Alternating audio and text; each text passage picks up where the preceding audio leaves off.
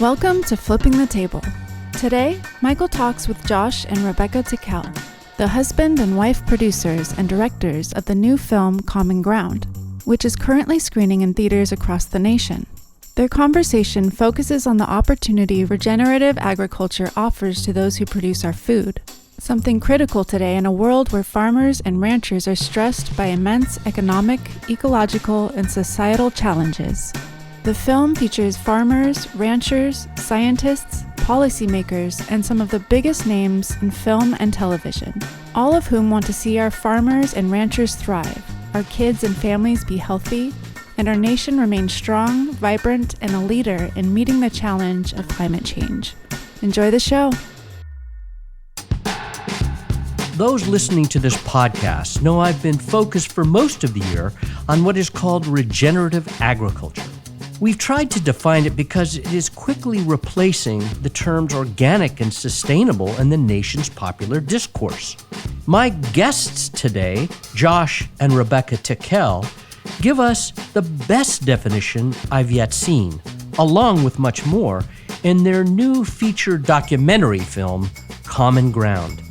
Both Josh and Rebecca are veteran filmmakers with over a dozen films behind them. I especially like their 2021 film called Revolution Generation, which reveals incredible facts and stories about the emerging power of millennials. Their new film, Common Ground, builds off their 2020 film, Kiss the Ground, which focused on the value and power of soil. That film was controversial in my world because many colleagues felt it did not really address the realities faced by mainstream farmers and the structural system imposed by industrial food companies. I had disagreed with many activist colleagues because I saw the film's ability to awaken mass audiences to the need to focus on soil. And by the way, activists are not the general public. We are nerds, and our slow progress reveals our good food movement has much to learn from communication artists like Josh and Rebecca. That's why our team at Roots of Change is actively working to build the audience for this new film. I will be in conversation with Rebecca and Josh at the screenings of Common Ground in San Francisco and San Rafael later this month.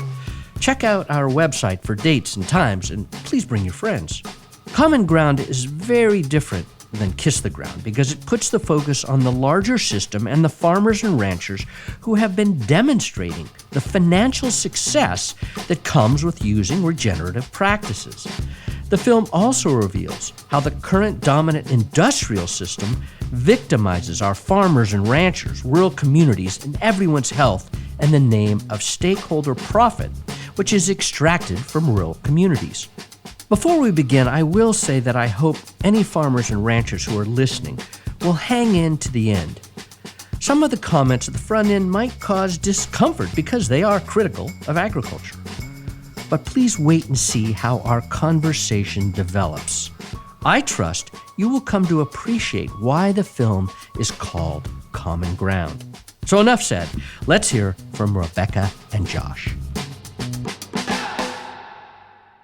So, Josh and Rebecca, thank you for joining me today to talk about your new film, Common Ground. Really happy to have you. How are you doing? Oh, Michael, we're so excited to be with you, and we're doing well. This is the most amazing thing that we've ever been involved with. And we could not be more happy than to be talking to you right now on Roots of Change. That's great. Well, I know that you're rolling the film out, screening all over the United States. I know you've been at it already for weeks, so we want to talk about that. And where are we connecting with you today? Where are you today? We're on our little farm in Ojai, California. One of the most beautiful places in the state of California. So it sure is, but it's also one of the places that has a huge amount of conventional agriculture happening. So we're kind of creating regeneration, but in the middle of a very big agricultural county that has in place some of the most degrading agricultural practices. So we're in the right spot. Yeah, I'll say. So let's talk about Common Ground, the film, which is all about regenerative agriculture. And so why don't you share with us your origin story. How did you come to this? And please do talk about Kiss the Ground, your previous film, which I enjoyed very much. Well, if you want to go way back, Yeah. for me, I got interested in environmental issues because I grew up in Louisiana. And I grew up in the middle of an oil refinery area, hundreds of petrochemical facilities in a very, very small area. And the cancer rates there are 800 times the national average. And that's according to the Times-Picayune, which is an actual newspaper from there. So as a young person, I became very interested in environmental solutions because the problems were very obvious. People were getting sick because of environmental pollution. And that led me on this long, strange journey, which culminated in a van powered by used cooking oil called the Veggie Van. And through that, I actually met Rebecca. Well, I saw him on the Today Show when I was about 17, driving that very veggie van that now sits in our backyard and hopefully will be off of cinder blocks soon. And I've been trying to turn it into a tiki bar, but I promise it's almost Josh done. says it must drive on. I promise we've got the new engine in. It's almost ready. And I actually started off in show business when I was 8 years old. I was in a Christmas film called Prancer. And it's a story of a little girl who lives on a farm. Her dad is played by Sam Elliott, and they live on a farm in Indiana that's struggling, and he's struggling, and the family is struggling. And it's about her finding hope, saving who she believes, Prancer, who she believes to be, Santa's reindeer, and ultimately about restoring that connection with her dad. And so, I made a movie about farming at 8 years old, and it ended up being one of the top Christmas movies. And it really spurred me to have an insatiable drive to make films that touched people's hearts. And so I remember that moment so clearly, seeing Josh on TV and being so inspired by what he was doing and creating this movement. And he was, driving around and showing people this other way that we could do it that felt so much more natural to me. And then I came out to Hollywood and I got cast in all these other types of films that really like horror movies. And that was not, I was like in a Clive Barker horror movie, giving birth to a alien baby on the basement floor of a monastery that then tried to eat me. And it was really in that moment that I realized that it was time for me to have a career change. And it was shortly after that I ran into Josh and his veggie van. And really the rest was history, because it was right after that we got engaged and we worked on our film Fuel, which told his story of coming from Louisiana and helping to jumpstart the biodiesel movement. And that was about 20 films ago. And the other thing that really brings me to this issue is I come from a legacy farming family in the Midwest. I can trace my farming roots back to Kentucky, Indiana, Ohio, all the way back into the 1700s.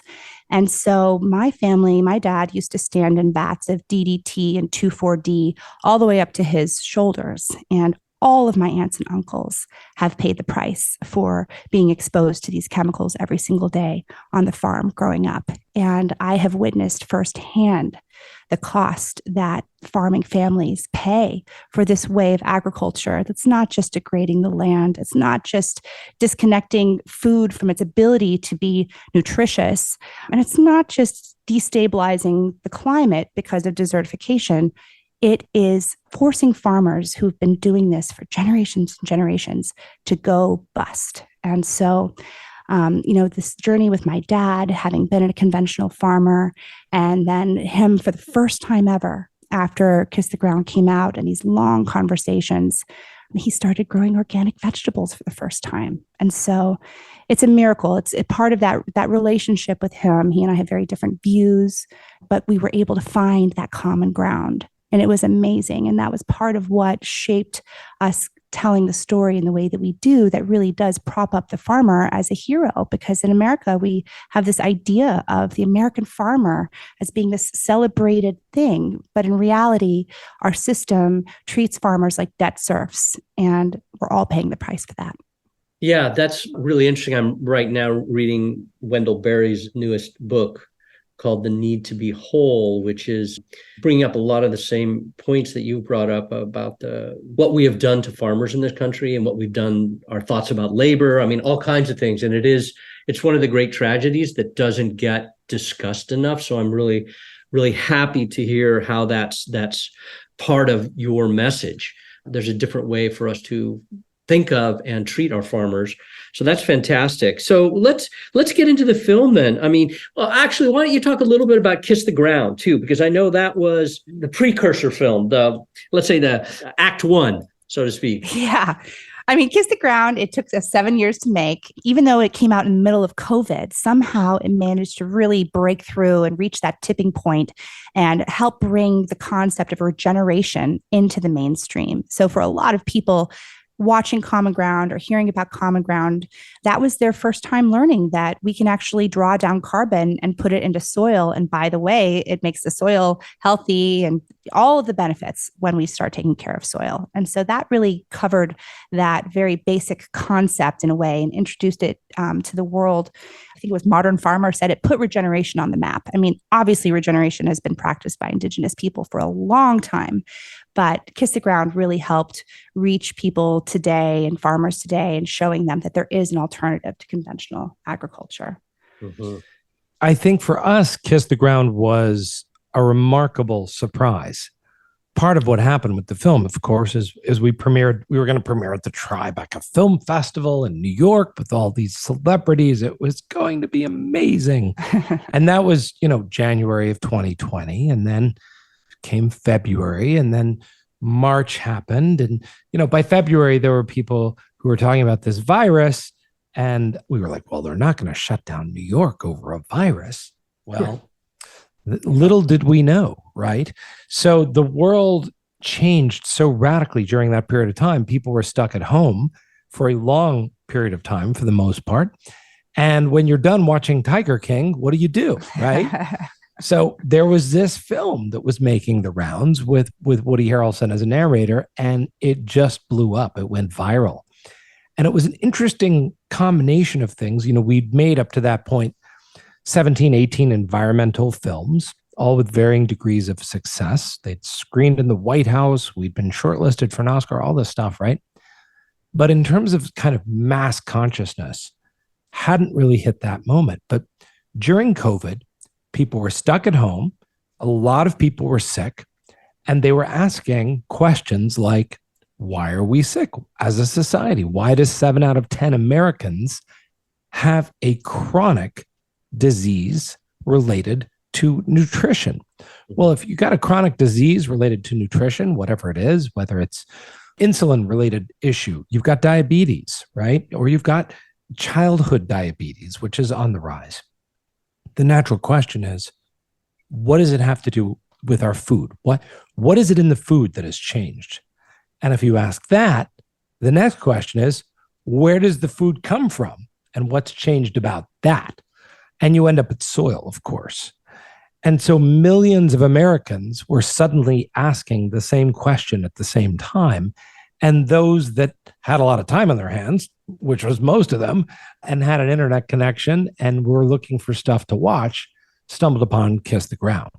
And so it was this confluence of consciousness, questions, and availability. And the film went astronomically viral.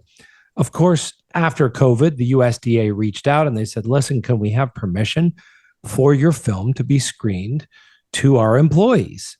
And we were like, oh, you mean the employees of the United States Department of Agriculture? And like, yes. It was a gratifying moment to give the USDA permission to screen the movie. Yeah. And they did. They all watched it. And that was one of the things that prompted them to put $20 billion, at least a commitment for $20 billion, into climate smart agriculture. They're nervous about the term regenerative still. And climate smart, it still engenders you to the big chemical companies and the big seed companies. So it's a safe middle ground. It's kind of like the Switzerland of like death agriculture and regenerative agriculture. We'll just call it smart, and then everybody can play together. But, even though it had its problems, that commitment, the first tranche of money, 2-point-something billion, a lot of that has gone to genuine regenerative projects, which is encouraging to see the government that is both, pro spraying chemicals, earth destruction, and now pro regenerative. So at least we've moved from just being pro destroying, at least we're in a schizophrenic stance where the government is both pro the bad stuff and pro the good stuff all at the same time. Mm-hmm. Yeah, I can say that we're working on a project Roots to Change called Growing Grass, which was funded by the Climate Smart Commodities Partnership Project, which is what you're referring to, that first program. And we are working with beef and bison producers who are practicing regenerative and going to be part of research and certification processes. And I'm quite excited about it because I think there's real opportunity. And we're having our first meeting with producers this week, actually, on Thursday. It's really exciting to know that that USDA embraced the first film, Kissing the Ground. And then is that what sparked this interest in doing a follow-up film, Common Ground?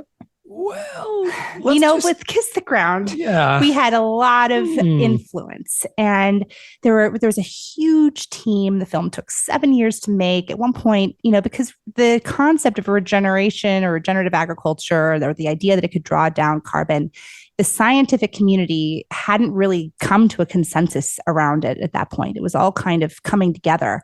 And so there was a big debate about the information in the film and whether it was accurate. And we wanted to make sure that it really represented everything that we knew up until that point. And so hundreds of emails, hundreds of people, lots of weighing in. And that is ultimately what resulted in Kiss the Ground. Common Ground only had one producer, one investor. And that investor said to us, I'm in this business. I know that you only began to touch the surface with Kiss the Ground.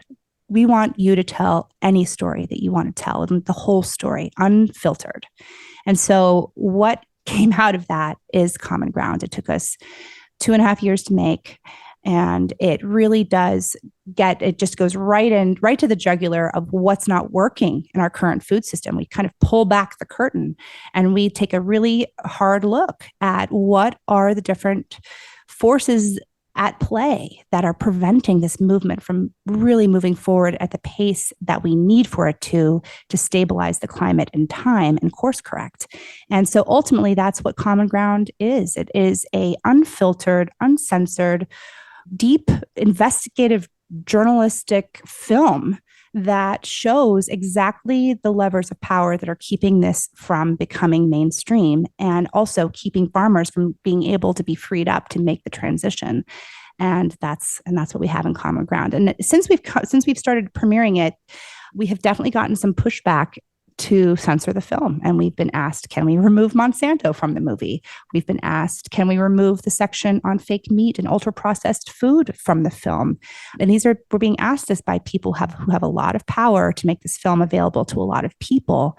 And we are really committed that we bring this film out the way that we made it and that people have access to this information. Yeah, you bring up a really key point. Having worked with ranchers and farmers for years on trying to provide incentives or motivation to change how farming practices are done to get to a less destructive system, a more conducive system for rural communities, for instance, it's often very hard. And a lot of the farmers feel, because they're more in debt than they've ever been, there's so many complaints about them, they're very defensive in a lot of ways. Mm-hmm. And you can understand where they're coming from, the fear that it would generate in a farmer or a community that's a rural community. So how do you think about how to kind of thread the needle to not make it so threatening that people don't want to hear it, and open to seeing the opportunity that's before rural communities? Yeah, that's a great question, Michael. Sorry for stepping on you there a minute.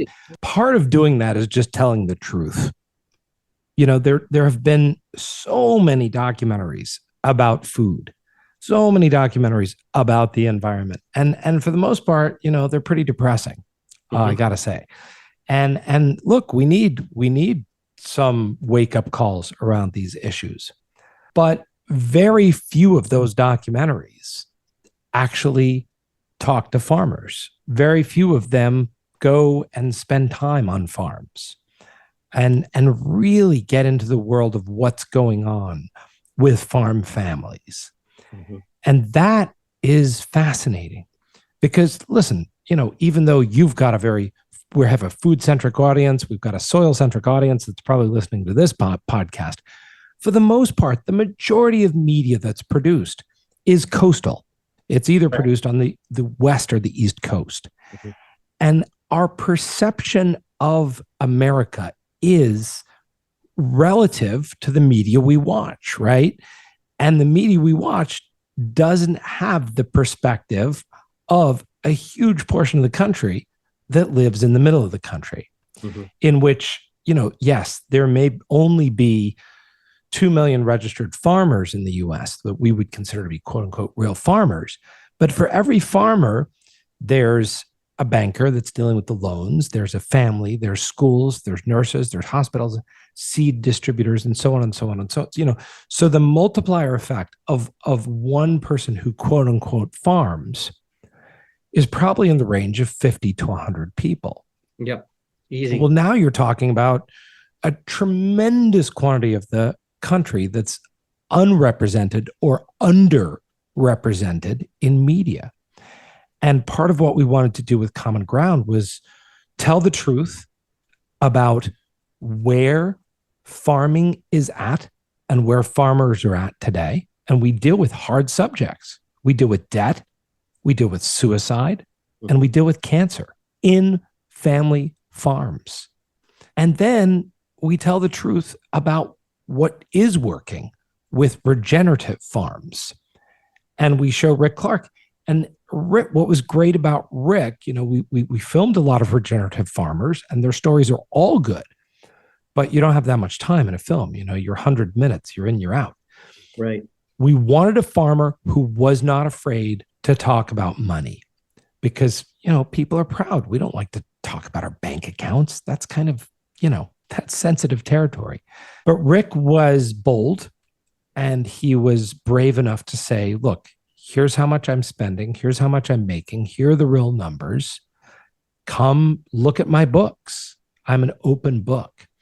And that kind of truth speaks to so many people in the Midwest who might otherwise think that this regenerative agriculture stuff is fairy tale coastal hogwash, like tell me about the money, how am I going to sustain this operation that my family has sacrificed for generations to keep going?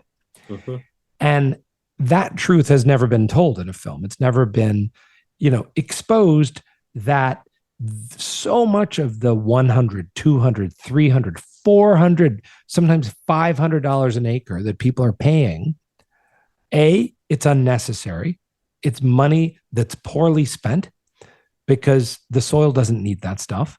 B, it's part of a propaganda machine that has sold these chemicals into Middle America like a drug dealer sells an addictive drug into a community.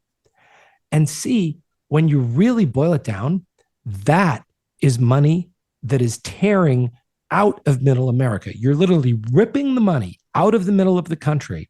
And a good portion of it is going to companies that are overseas. So why in the world are we paying companies like Bayer Monsanto, a German-based company? Why are we paying German companies American cash to sell chemicals that kill people and destroy the soil? That is truly insane. And that's the kind of truth that we didn't want to shy away from in the film. And that's why Common Ground is sweeping the nation. It's why it's so powerful, because people are afraid to tell these truths. And we got a chance to be relatively fearless and completely uncensored. We hope you're enjoying the conversation. If you are, please rate our podcast and offer a review.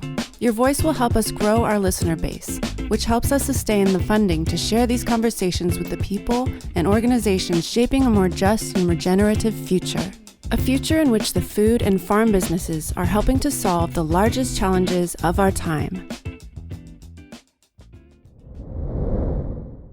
I think one of the best pieces of the film, or one of the best characteristics of the film, is that it does visit with a lot, and we do hear a lot of voices of farmers. I mean, you mentioned Rick, but you have Gabe and you have several others. So do you want to just talk about some of the folks you picked and why you picked them to be in the film? Well, I think for us, to begin with, we needed to obviously show all of the farmers who were actually out there doing it and leading the way. I mean, these are real pioneers and innovators who are taking the best of the indigenous wisdom and mixing it with, where we are today in terms of modern agriculture. And they found ways to overwhelmingly, I think it was 80%, over 80% of farmers who made that transition to regeneration saw a profit within year one. And so we really wanted to highlight some of those stories and also, of course, continue with Gabe Brown, who we saw and met, many of us met for the first time in Kiss the Ground, the incredible farmer in North Dakota, who you see in Kiss the Ground saying, where do you want your food to come from? I think the answer is obvious. And so we follow his journey some more, and it's a surprising journey, unfortunately, in Kiss the Ground. I'm not going to say too much about it, but his story is very powerful. And I think, it was a real question for him about whether he wanted to tell it. And for him, being a religious man, he really did some soul searching, and he knew that he had to tell his story, and that if it could help just one farmer, that he was going to do it. And so Gabe Brown is prominent in the film as well. And then we also wanted to show how people who aren't on big farms could get involved. So we show small scale farming, and we show that all over the US, and also urban farming, ways that people in cities can participate in growing regenerative organic food. So the film really does have access to farming for anyone, no matter who you are, whether you live in a city or whether you're on a farm or whether you're in a suburb. And then the film, instead of having a traditional narration, the film is a love letter to our children. And originally the idea was that it was, our love letter to our kids, me and Josh. We have a 6-year-old and a 9-year-old. And, we think about what their future will be. And it's a big motivator for Josh and I to sort of relentlessly work on this and to not quit until it's taken off and we're really doing it. And so they really are the driver for us. And we know that that's true for so many people. So the narration of the film, the backbone of the film, is this love letter to our children that says, yes, we've gotten ourselves into this situation and it doesn't have to be this way. And there is a way out, and it's called regenerative agriculture. And then it's followed with a promise that we're going to fight like hell, pardon my French, to change the course that we're on and save the future for future generations.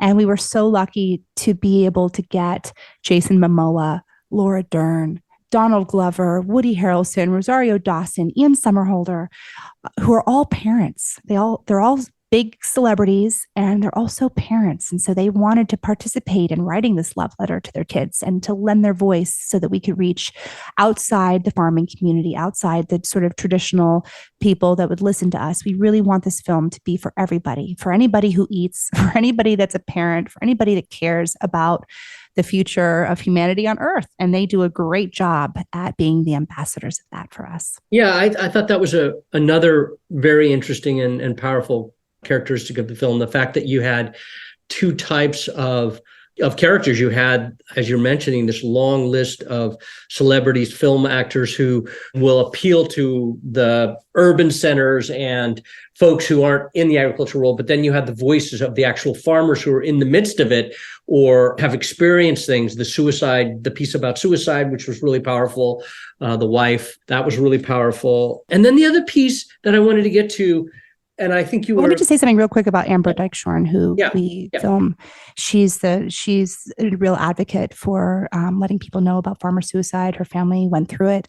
We saw her story. We were so impressed with her ability to communicate and articulate what she and her family had done, and her willingness to do that so that other families wouldn't have to endure it as well. And I didn't know how to get a hold of her. And this is the power of community. I knew where she lived, so I called the hardware store in her town, and I asked if they knew her, and the woman was very suspicious. Mm-hmm. And then I kind of threw in there that I was in the movie Prancer as a kid, and that actually helped in a big way. Mm-hmm. And then about an hour later, I got a call from Amber. And so wow. I'm like so grateful to her and to her family for being willing to let us share her story in the film. It's so powerful. Yeah. And what's interesting is the head of the American Farm Bureau Federation, which is really the organization that represents big agriculture in Washington, D.C. And, they're even doing ads and public service announcements about farmer suicide and calling on farmers to reach out and seek help. And I thought that's a nice synergy there. Maybe we can get some connection, some common ground around that. But the other piece I wanted to get to was the scientists you brought in. I thought that was a really intelligent thing to bring up, this connection between industrial agriculture, commodity agriculture, and the stranglehold it has on science in many ways. You want to talk about that? Absolutely. And, folks who are listening to this podcast, they can get more information at commongroundfilm.org, commongroundfilm.org. It's a place where we put a lot of this information. We're dumping more and more information into that website every day to give people access to the science, as you said, and to some of this content. Our perspective on anytime we make a documentary, we want to have a mix of people who are practicing whatever we're talking about in the real world and people who are looking at it from a scientific perspective. And part of what the breadth of science that we wanted to show was not just ivory tower people, but people who had been part of the USDA, people who had been part of the NRCS, people who had been part of the FSA, or major government bodies, all the way through the FDA. Because when a scientist has a moral compass and somebody says, look the other way, even if they work for a big, powerful agency, they will say, well, that's not actually how science is done. We don't just do science based on who's gushing the money hose. And so part of the interesting thing about the scientists who showed up to talk about these issues is many of them had worked at very large government agencies, and they had gotten, high accolades for their scientific rigor. And they're so rigorous that when push came to shove with corrupt money coming in to tell them what to say, they left.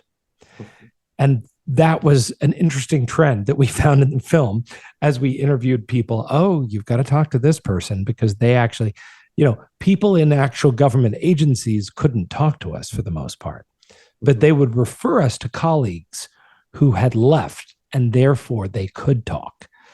So, there is a cultural war that we face around these issues. And science itself is under a microscope. It's being pushed. And it's being pushed by very powerful, very moneyed interests, not to talk about the dangers of chemicals, not to reveal the power of soil to regenerate itself with human management. Let's face it, food in North America is $1 trillion total area market. It's, aside from water, it's the one thing we can't live without. So you control the food, you control everything.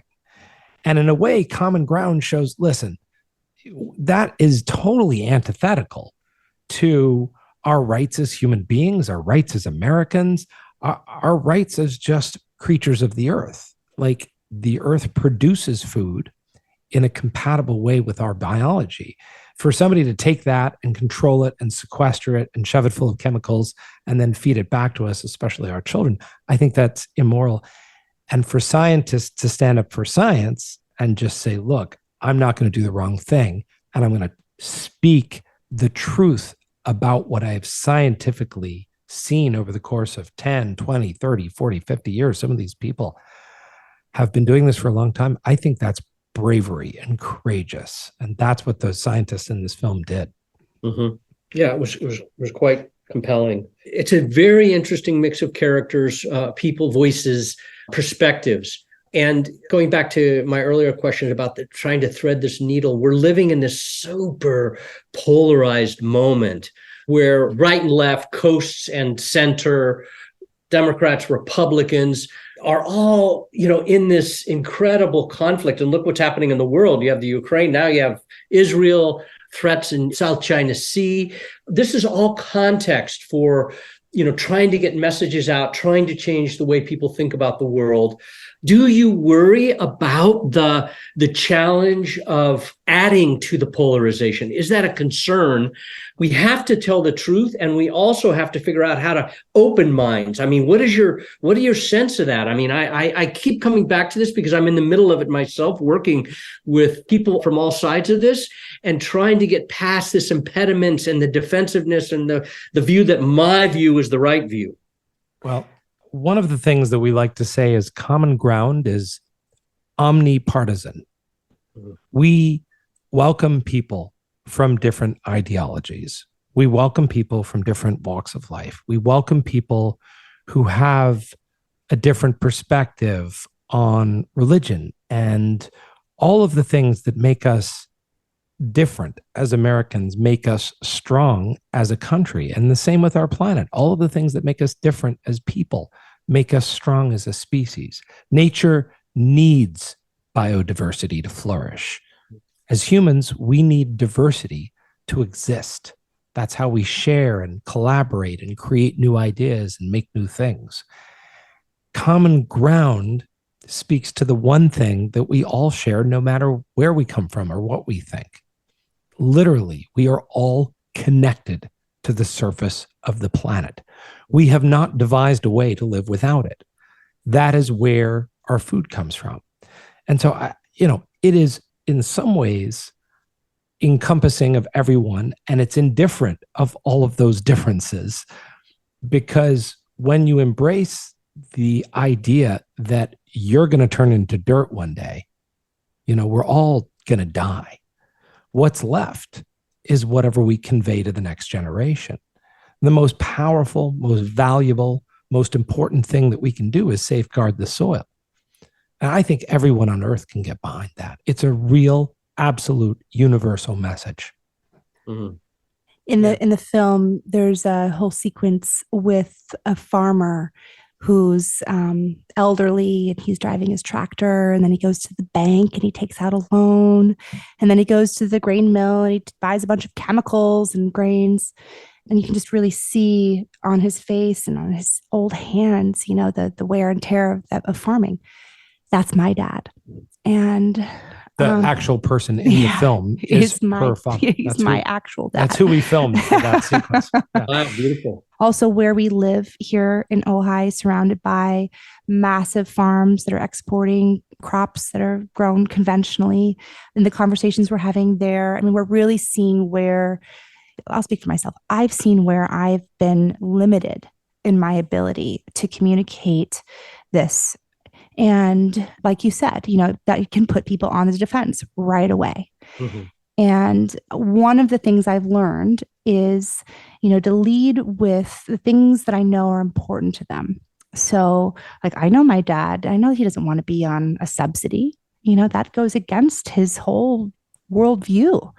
I know that my dad wants a legacy and for his farm to live on, and then he doesn't want to harm himself or his family or his neighbors. Like, he really cares deeply about that land. Mm-hmm. He's a steward of that land.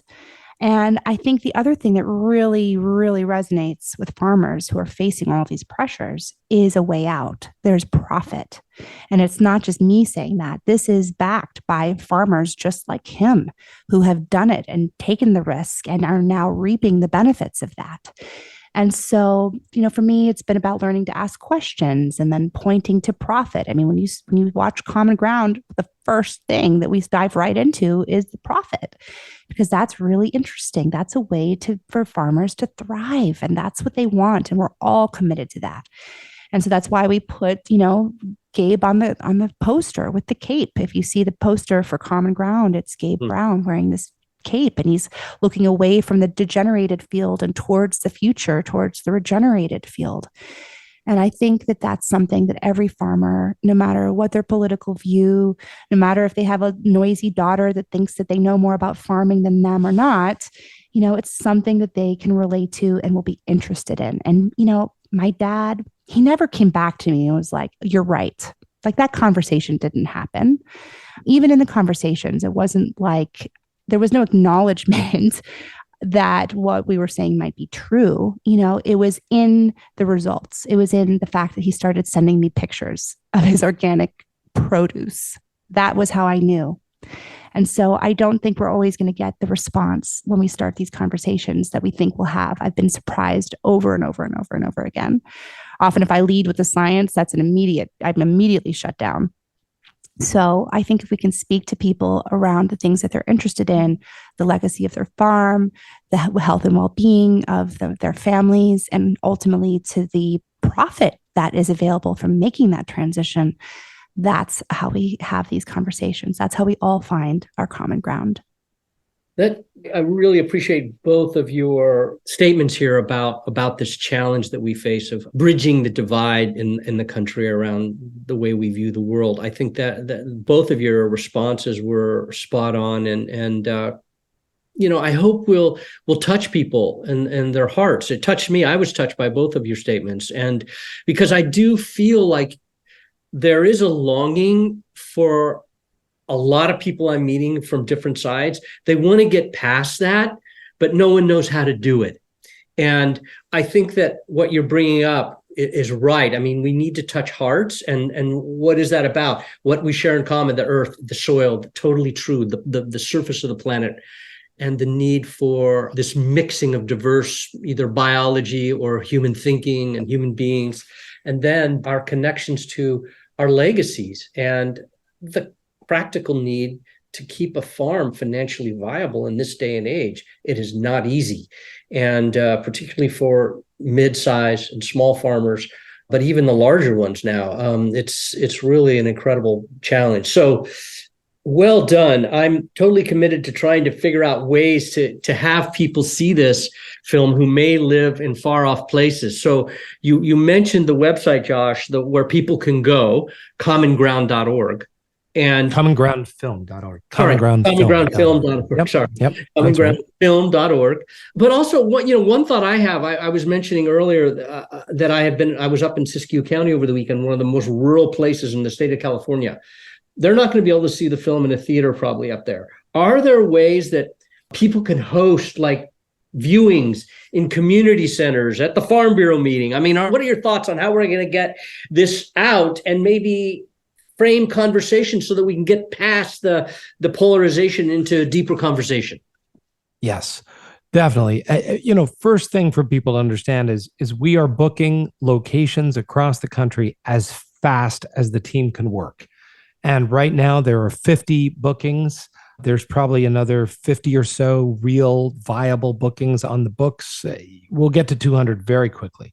So if you think you've got a community and you've got a location and you want to book it and you want to put the hard work into getting them out to watch the film, let's make that happen. Go to the website, commongroundfilm.org. First button on the site is demanded at your theater.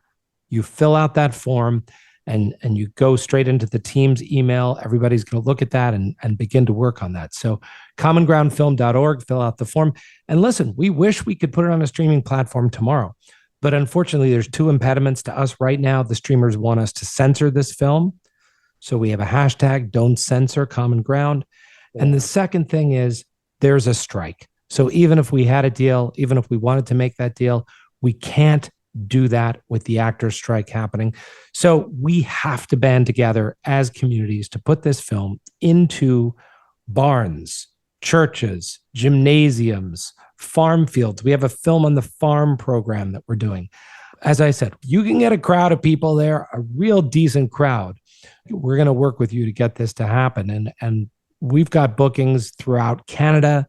We're starting the US, not just in the US, we're starting internationally. So we understand the desire and the frustration of getting it there, and we are moving as fast as humanly possible. But meanwhile, look at the list of theaters that's on the website. It's expanding every single day. We're adding theaters. And if it's close to you, close enough to drive, get there. Vote at the box office or buy tickets for somebody else and send them, because every single ticket sold is a vote to the US government. It's a vote to the media companies. It's a vote to the world to say, yes, we want this information. We want it uncensored, and we want the truth, and we want it to empower us in our communities to do this good work. We want farmers to be profitable. We want them to be debt-free. We want food for children to be healthy. We want it to be free of chemicals and pesticides. And we want to know that when we put that plate on the table, that our kids are safe and they're taken care of and they're not being poisoned for profiteering. That's what A Ticket means to this film. So I cannot encourage people enough to get it into the theater, book it, demand it. And if it's in a theater, support it. Get there, buy tickets, give tickets. Let's make this heard everywhere. Great. Nice way to end. Really want to thank you both, Josh and Rebecca. You've done a tremendous thing, and we look forward to having more conversations with you in San Francisco, San Rafael, and Santa Cruz in the weeks ahead. And I know you'll be doing it all across the country. And we have a list of places we'd like to see it, and we will submit that and work to have that happen. So thank you for your commitment to this topic. Not a lot of people are. So really, really glad you did it. Thank you. Michael, thank you, and thank your beautiful listeners out there. Yeah, we are so excited to see everyone at the Common Ground Theater or at your farm or your school, wherever you may be. We made this movie for you, and we can't wait to see you there. Thank you for listening, and thank you to our sponsors, the Ladybug Foundation, Dan and Quincy Imhoff, Beth and Mark Wyatt, Cindy Daniel, and Doug Lipton. Roots of Change is a program of the Public Health Institute.